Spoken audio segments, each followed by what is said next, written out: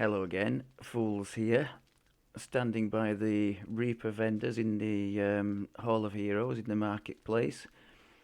I just wanted to talk for a little bit about the Reaper mode in general. It can be quite a polarizing subject. Many of the players won't do anything unless it's in Reaper mode, and some are the complete opposite, won't touch anything to do with the Reaper mode. So, why is that? What does the Reaper mode add and take away from the game? And why might it be of interest if you've never tried it before?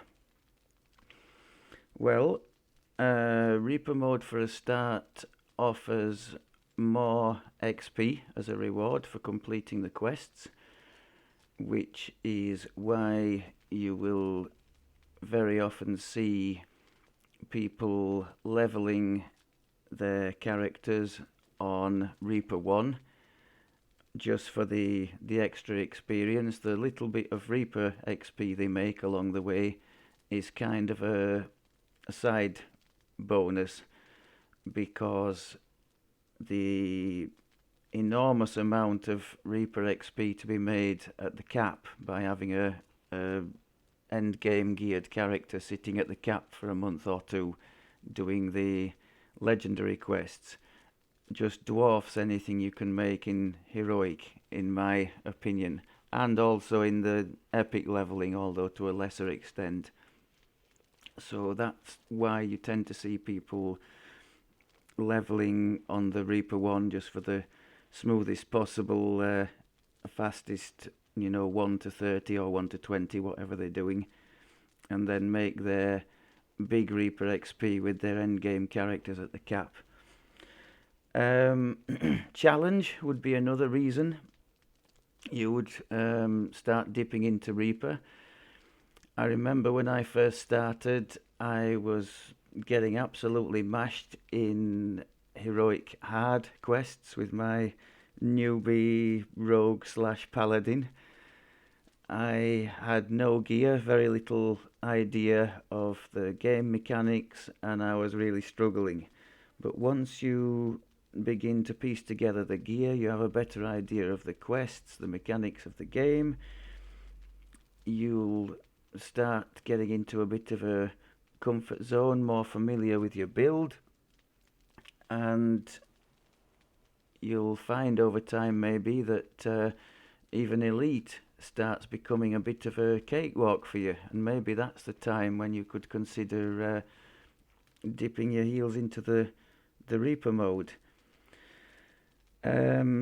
People are a bit skeptical sometimes. Yes, there is extra power creep in terms of the rewards that can be earned, and we'll look at that in a minute. Yes, it's somewhat of a departure from traditional D&D, and one of the biggest things I hear people moaning about is the healing, the serious healing debuff, the debuff on self-healing in Reaper mode. I think there is I'm pretty sure there's a debuff on healing in general, but the one on self-healing is massive. So you can get round that if you are soloing on quests, normal quests, by bringing a hireling in, but be prepared for issues, let's say, because the number of times I've had a hireling in the past and it just sits there watching you take damage and basically watching you die without lifting a finger to heal you.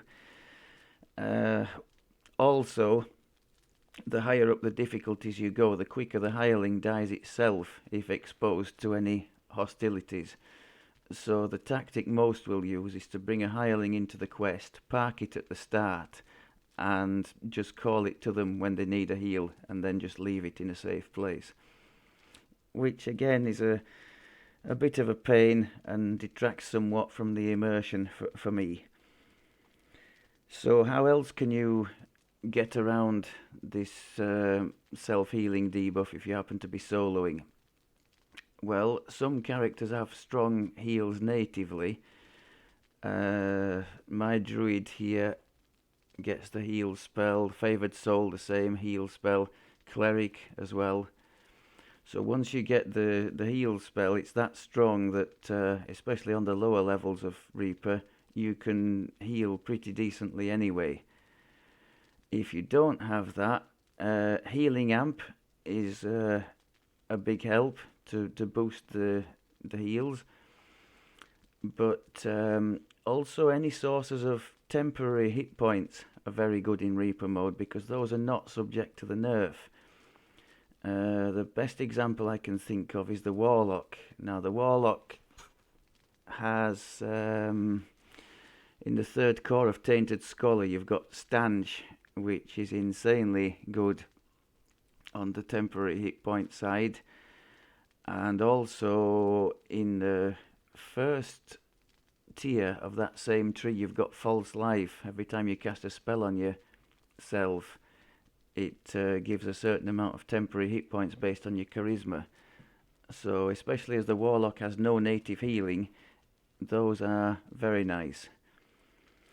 Of course you could bring a friend or two along, and that's kind of the idea, I think, of this self-healing debuff. And I think that works pretty well to incentivize party play. Let's just have a little look at the bonuses that you can earn in these Reaper trees. So let's just break them down into 3 separate trees. So you've got on the left Dread Adversary, which let's call this the melee and the ranged tree. Here in the middle we've got the caster tree, and on the right is the all-purpose, known as it's the Grim Barricade it's called. This is the defensive tree.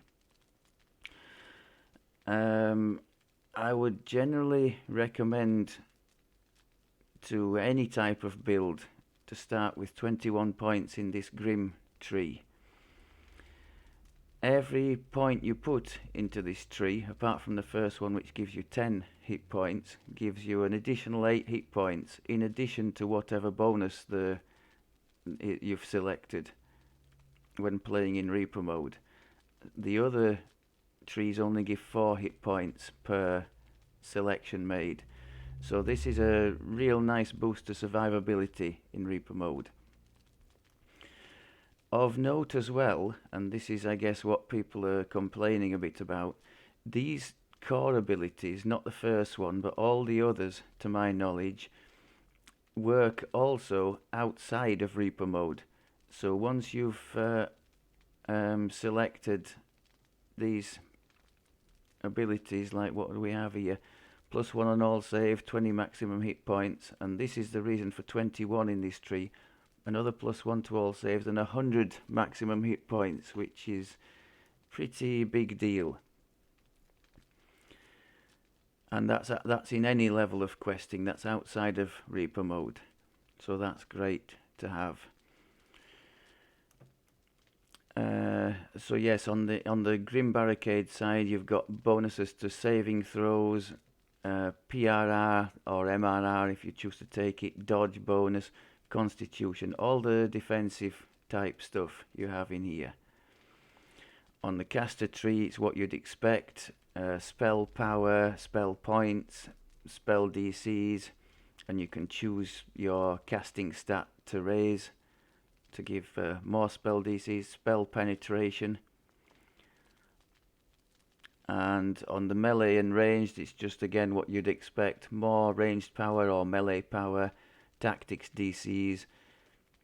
You can boost either dex or strength, and then in the cores you've got bonuses to hit and damage. So most of it works only in Reaper mode, but these cores 2 through 6 work outside of that once you've earned them.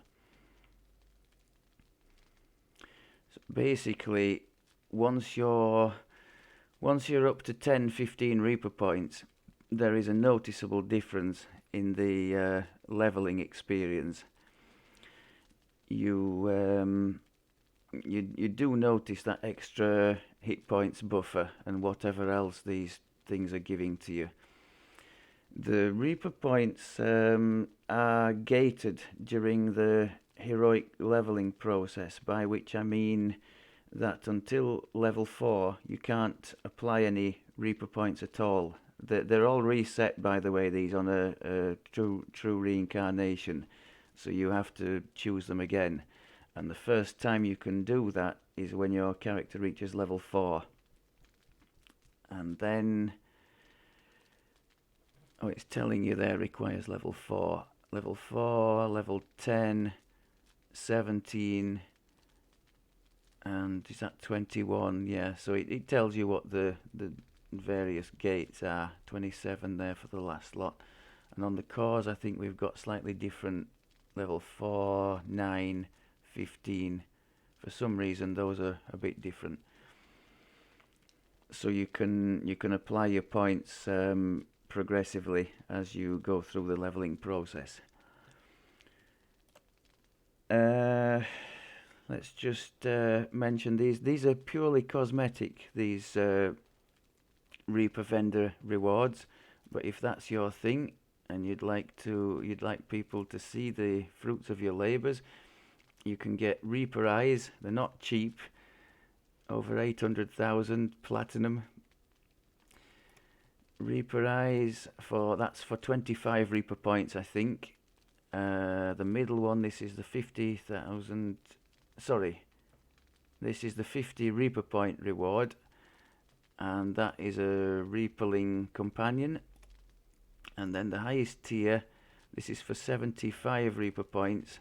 You can have these Reaper wings, which you may have seen people wandering around with in the game. And yes, those are not cheap either.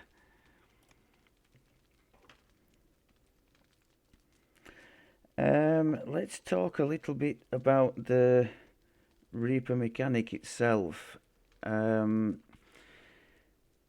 higher... So whenever you want to do a quest on Reaper mode, you get a choice of difficulty between Reaper 1 and Reaper 10. The higher you go in the skulls, obviously the greater the difficulty, but that's measured by number and type of Reapers that can appear, and also the nerfs and buffs given to players and monsters respectively. The higher you go up the skulls, the more self-healing is nerfed, so the more difficult it becomes to solo, and the more your own damage is nerfed. The greater the power of the opposing monsters, the damage and the saving throws that they have. So the challenge is increased that way. On the subject of opposing monsters, you can see Red Crown champions in the Reaper mode, which I'm led to believe is the only place you can find these. And these are extremely dangerous. In some cases more so than the Reapers themselves, because these things can go straight through your fortification, giving you critical hits, like really spiky damage, causing big problems. The Red Crown casters can put really nasty damage over time on you, so they're to be highlighted straight away and crowd controlled or killed. Let's talk a bit about the Reapers themselves. So as I said, the increasing the difficulty increases the number and type of Reapers that can spawn. Whenever monsters spawn, a Reaper can spawn with them. I think that's the basic mechanic. So from Reaper levels 1 to 4, you get the 4 basic types that can spawn.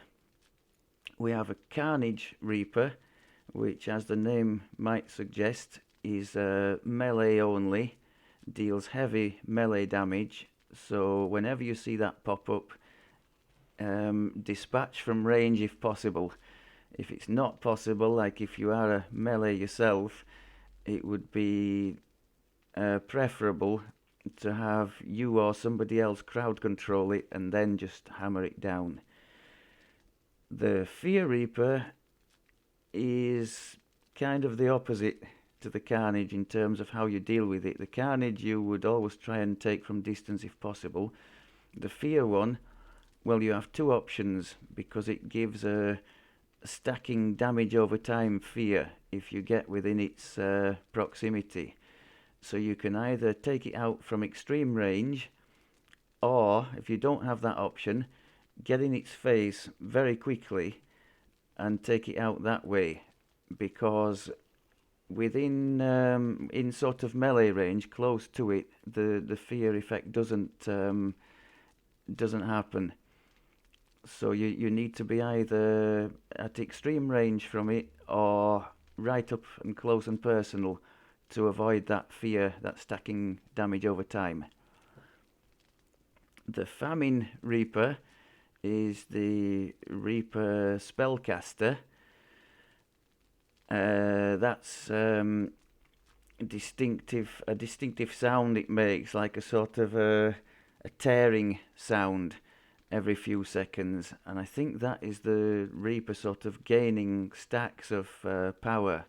For every few seconds it stays alive, its attacks can become more powerful, more damaging. So as with most, if not all of the Reapers, it should be a priority target. If you have spell resistance items, like for example this Pale Lavender Ironstone, that could be a good one to swap in when you see the Famine Reaper appear, because he can hit you from quite a distance with seriously damaging spells. Last but not least, on the base level, we have the Plague Reaper.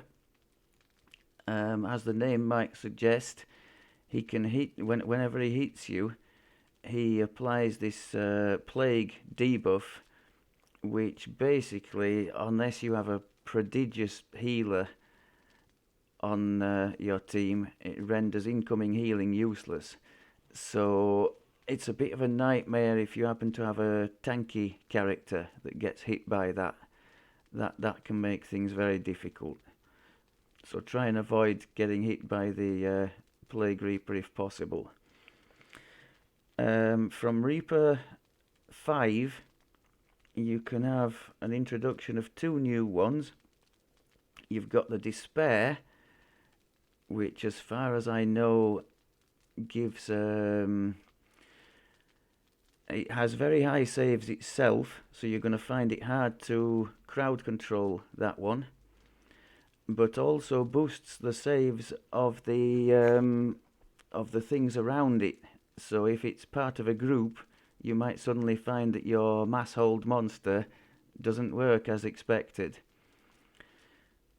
Also, what does it? I think it reduces your own saves while it's alive. There's some kind of a message. It feeds on your despair or something like that. So that can be a tough one to stop, because unless you have very high crowd control DCs, the other option would be to kill it outright as soon as you can. Maybe on the legendary levels with like Greater Ruin, that kind of thing.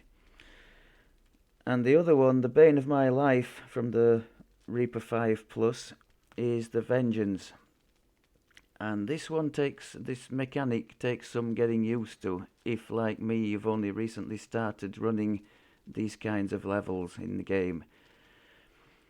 Basically, you need to try, as soon as he pops up, you need to try and kill him last, because when he explodes, and he does explode, he will apply an insanely strong buff on any remaining monsters, which leads them then to do ridiculously high amounts of damage against the players. If that happens to be an end boss that gets buffed, then the group can easily die from that. So how to avoid that? definitely try to crowd control the vengeance until everything around is dead. That's one. Another option might be if the nearby monsters to it have not yet been triggered, you could try and lure him away from the rest of the group and kill him that way, out of the way of anything else. Aside from that big buff, from him buffing all the opponents, you also have to be careful when the vengeance pops up of the white circles on the floor that he leaves. Those things are lethal to most builds to be standing around in. So as soon as you see that circle, if you're playing with others, just call it out, because others might not have seen it, and get the hell out of there, because most times that's a death to most players if they stay too long in there and the circle explodes. And the sort of jewel in the Reaper's crown from 7 skulls and above is the Doom Reaper. He is, I suppose he's treated like a dungeon end boss, in so much as nothing much really works against him. Crowd control, as far as I know, you just can't do anything. So the only thing you can do there is raw damage. So for a caster at endgame, that would mean using the Greater Ruin and hoping that he dies before you do. It's just one of those, when it pops up, just unload your best attacks, focus everything on getting rid of that one. Other general characteristics of the Reapers, they are incorporeal. So as a melee or ranged, if you don't have Ghost Touch, you're going to struggle to hit them reliably. And they also have True Sight, which means they ignore blur or displacement, and they can see through invisibility too, so you can't sneak past them, unfortunately. I think that might be most of what I was going to say about the Reapers themselves.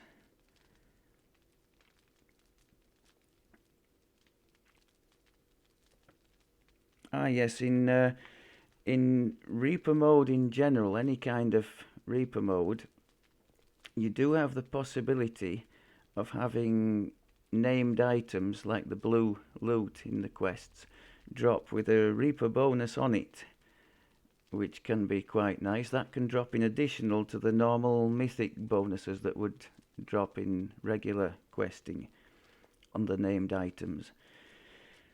If you happen not to want the item,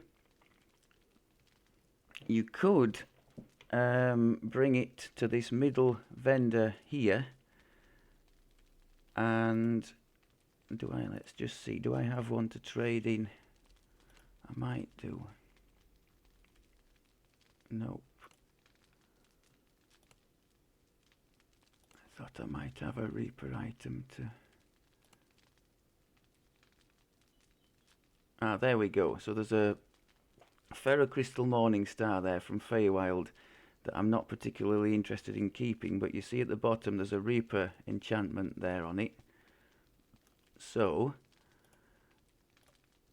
what we can do with these, rather than just feed them to sentient weapons, just select them.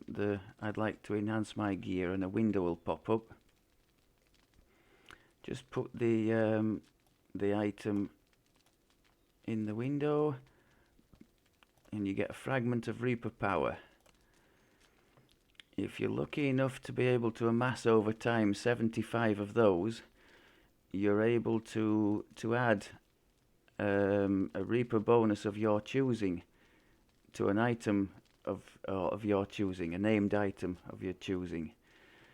One of the more popular ones is the Reaper hat bonus, as seen at the top of this one, +2 Reaper bonus to all ability scores, and that stacks with everything else, so that's quite a nice one to have, but it's something to just try for over time. Oh, I didn't mention the lockout mechanic. If you're new to Reaper questing, one of the changes you will note, if you happen to get unlucky and die in the quest, you're not allowed to re-enter the quest. So unless no, you're just not allowed to re-enter, are you? So if you're running Reaper and you're running alone, let's say without a hireling, once you die, I think that's game over, unfortunately. You can, from level 9, I think it is, the hirelings in the marketplace gain the ability to resurrect or raise dead at that level. So you could get around this lockout thing by parking a cleric hireling at the door to the quest where it can't be killed, and calling it to you to raise you if the worst happens and you die. That's one option to not lose your progress in the Reaper questing if you're running it alone. One new mechanic to the Reaper mode that you don't see in the regular questing is this system of lost souls. The more people in your party and the higher the Reaper difficulty you're running, the more likely killed monsters are to drop these lost souls, and what those do is restore mana to any of the casting classes who are obviously using it along the way during the questing.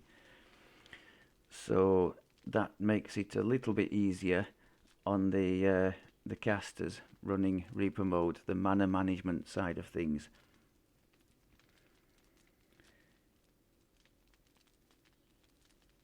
I think that's pretty much.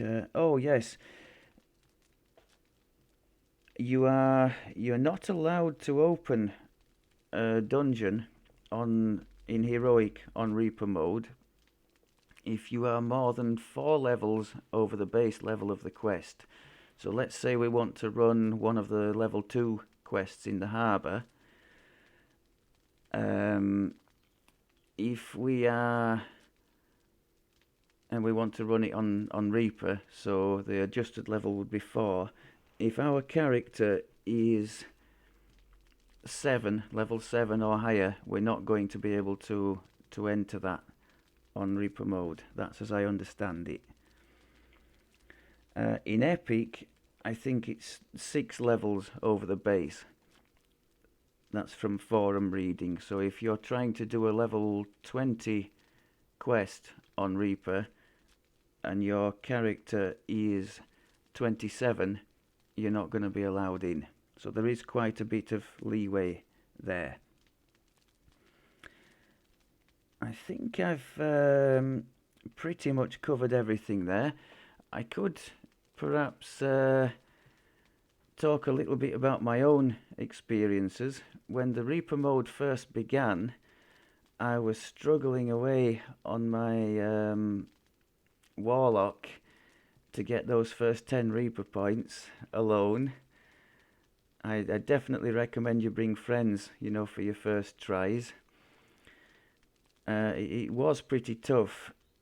I could and should mention this as well. Like when it's most valuable to do the Reaper mode, and what levels to set. As I said already, many in heroic just stick with Reaper 1.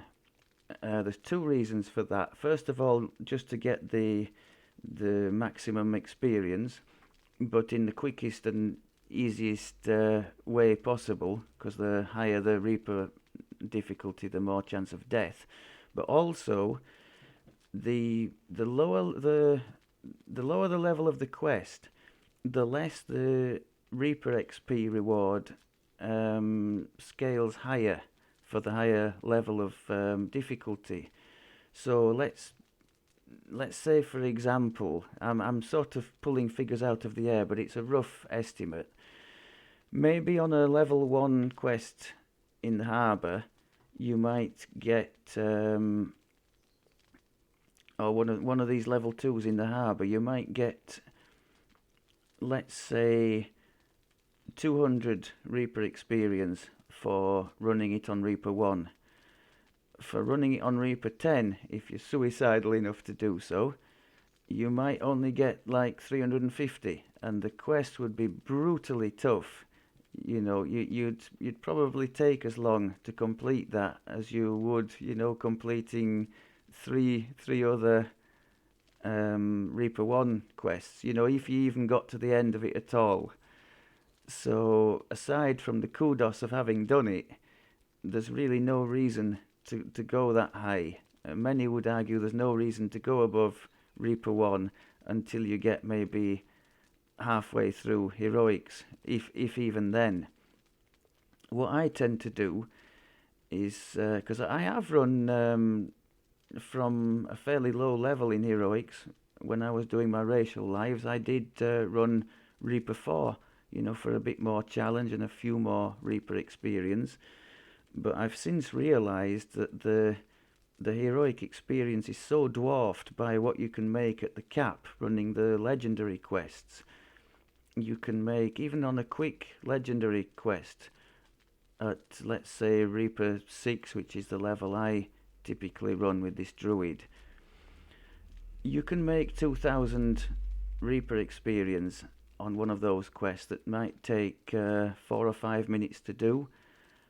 And that's even when you've completed the quest previously, so there's no first time completion bonus there. That's just for the daily, you know, what one's daily quest.